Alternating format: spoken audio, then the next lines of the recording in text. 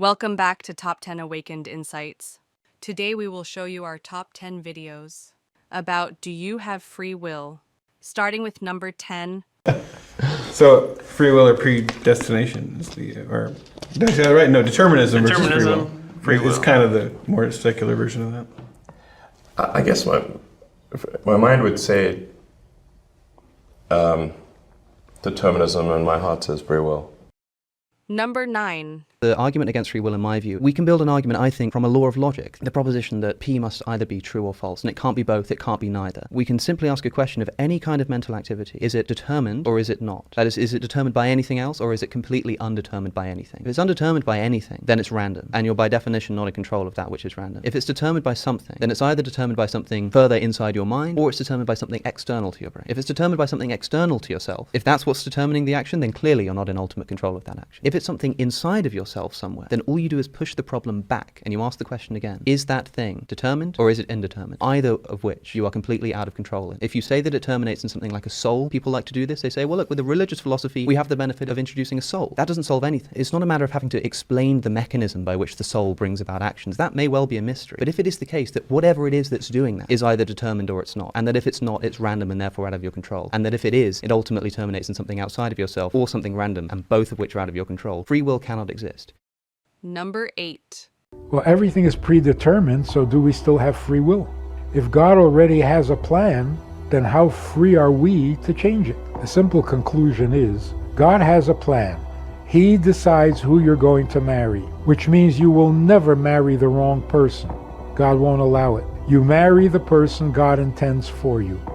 In that, you have no choice how you're going to treat each other.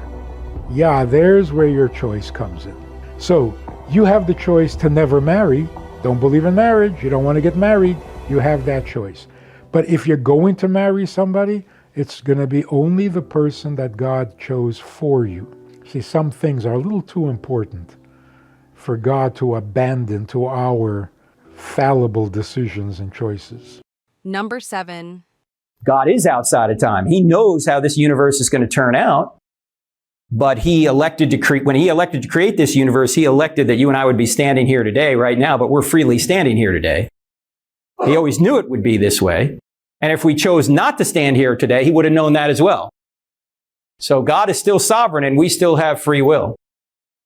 So do we have free will if we can't choose to do otherwise? If he knows what we're going to do before we've done it, if we don't do what he knows us to do, that's a contradiction. So no, it's not a contradiction because God is not causing us to do what we're doing. He knows because he has knowledge and he knows what we're going to do. Prior to creating this universe, he knew we'd be standing here. Now, he could have created another universe where either you and I didn't exist or you and I freely chose to do something else. And if he had created that one, then that's what would have happened. Number 6. You believe in free will? Yeah. Hilarious. You don't? So, come on. What? Really? I believe we have free will on a subconscious level. Like, hey, I can do what I want, except what I want is often going to be operating on a subconscious level and influenced by all the factors around me in my environment. So your conscious mind is just a lagging after effect of what your subconscious already decided. And your subconscious is free to decide what it wants, but it is probably going to be influenced by the environment around it. Number 5. When I look closely at my own experience, I don't see evidence of freedom.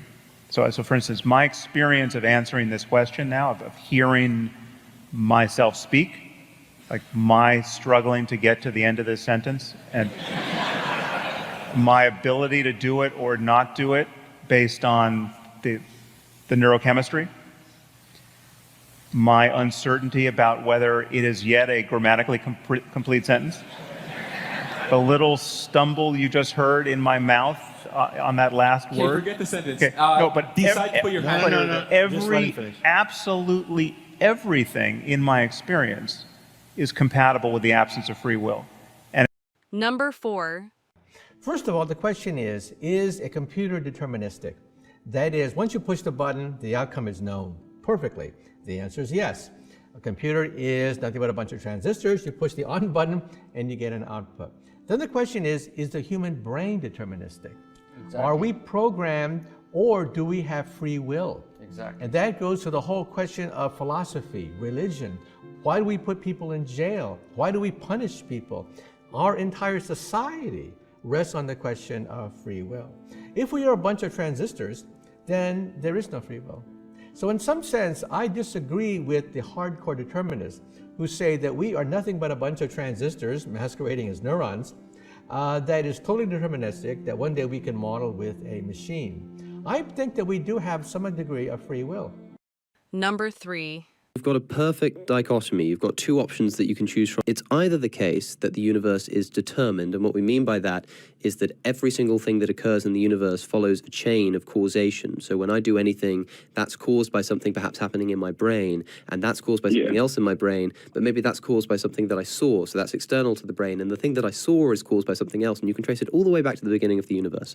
If that's the case, then everything's kind of running on a train track of causation, and you don't have any control over it because everything that you do is subject to the causation that happened before you existed. That's one option, is determinism. The only other option, the universe is indeterministic. And if it's indeterministic, that means that at some point, when there's some kind of causal chain, somewhere in there, there has to be an element of randomness. So the universe is either deterministic, in which case you don't have any control because you're following a blind chain of causation, or it's random, in which case, by definition, you don't have control over it either.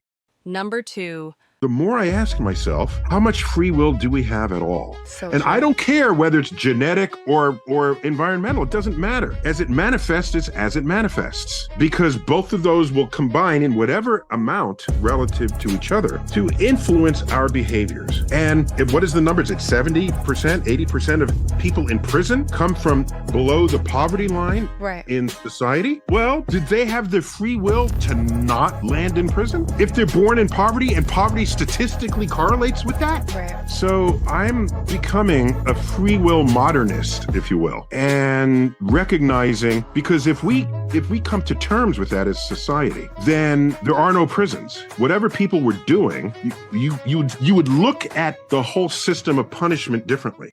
Number 1. If you're a pure physicalist, you have to take the position, no, the causal chain of the universe is closed, yes? If we knew the position and the energy of all the particles, I should be able to predict what you're going to do next, yes? But then what is this? Is this just a movie? It's then like a very 3D movie, yes? But it's already happened. There's no fate, I guess, like destiny, determinism. There's no reason to beat yourself up about what you did because you could have not acted differently, yes? The problem is this really clashes with our subjective experience, yes. We do have the distinct experience that I could raise my hand or not. What neuroscience would say is that this free will is an illusion, and here's why. If you enjoy it, go ahead and give it a thumbs up, share it with your people, and don't forget to subscribe for more. See you next time.